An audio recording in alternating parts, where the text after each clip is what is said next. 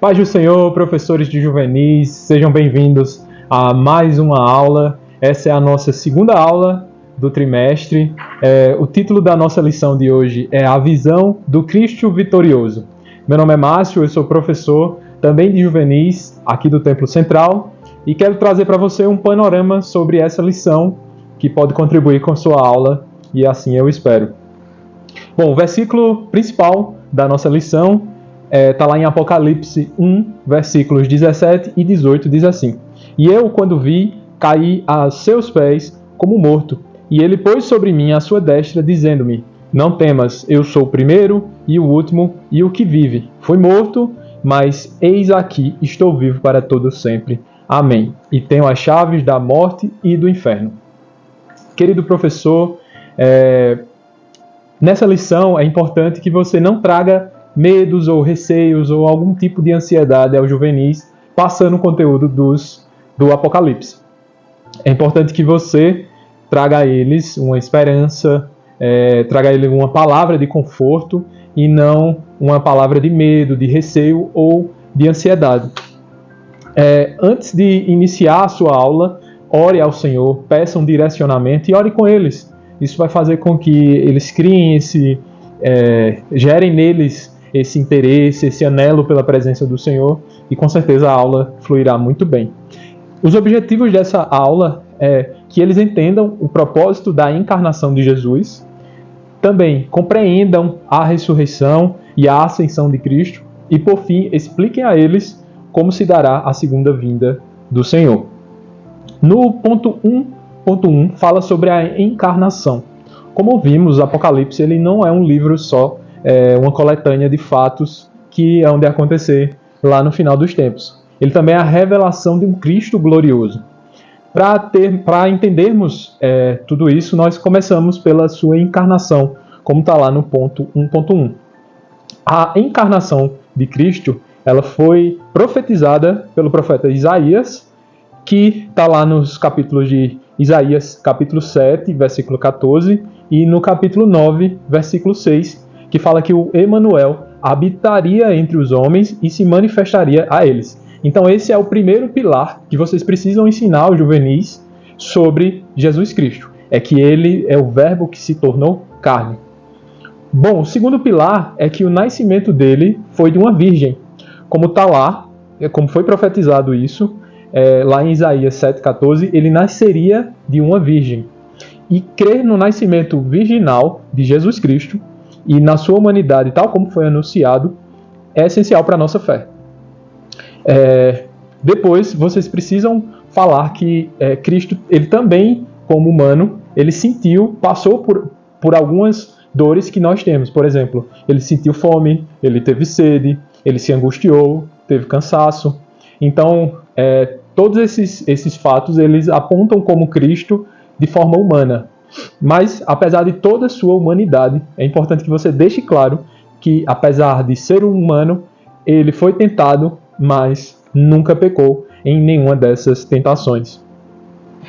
E aí chega o ponto 1.3, onde temos 5 objetivos da encarnação de Cristo. O primeiro era para consumar um plano da salvação. Então, apresentem para eles o que é o plano da salvação e como Cristo vem cumprir o plano da salvação. O segundo ponto é cumprir a promessa de Deus a Davi. Então, nesse ponto, vocês mostrem que essa era uma promessa a Davi também, que está lá em Samuel 7:12. O ponto 3, que Cristo veio para exercer os ministérios de profeta, sacerdote e rei, e também manifestar o amor de Deus. E por fim, encerrem citando que Cristo também veio desfazer as obras do diabo. Bom, a crença da encarnação de Cristo, ela, como eu disse, ela é um dos pilares da nossa fé. Então nós temos que crer que a Trindade ela atuou na encarnação de Cristo. Ele é o verbo que se fez carne. Então quem não crê em Cristo não tem o Espírito Santo e desconhece o plano da salvação. Então é importante deixar isso muito claro para os juvenis. Seguindo para o ponto 2, no tópico 2.1, fala sobre a ressurreição de Cristo. Então esse é mais um pilar da nossa fé, onde a crença na ressurreição de Cristo, ela é fundamental para aquilo que acreditamos. Então, Cristo, ele surgiu, ele nasceu, ele foi o verbo que se fez carne, em seguida morreu, temos que também crer que ele morreu, e terceiro, que ele ressuscitou ao terceiro dia. E essa ressurreição dos mortos, ela aconteceu ao terceiro dia, e um erro muito comum é que as pessoas dizem que Cristo foi ao inferno ou foi buscar alguma chave, mas nada disso tem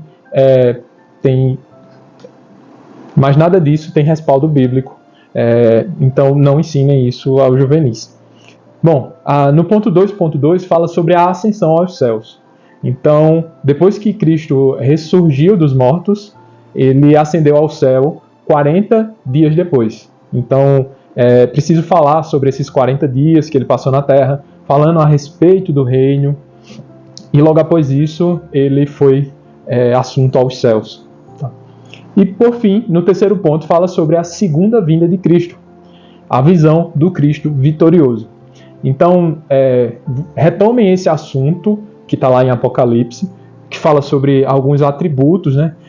Como o Senhor, a aparência que o Senhor Jesus Cristo tinha naquela visão lá de João, e também são atributos do Senhor. Tá? E também sobre essa visão é que Cristo, nesse momento, ele está como vitorioso, e a igreja também estará reinando com ele, e portanto, nós temos que acreditar no arrebatamento, que é um outro pilar também da nossa fé. Lá em Apocalipse 3:10, fala que a igreja genuína ela não participará da grande tribulação. Então, esse é um pilar também da nossa fé, daquilo que acreditamos, é que a igreja ela será arrebatada antes da grande tribulação.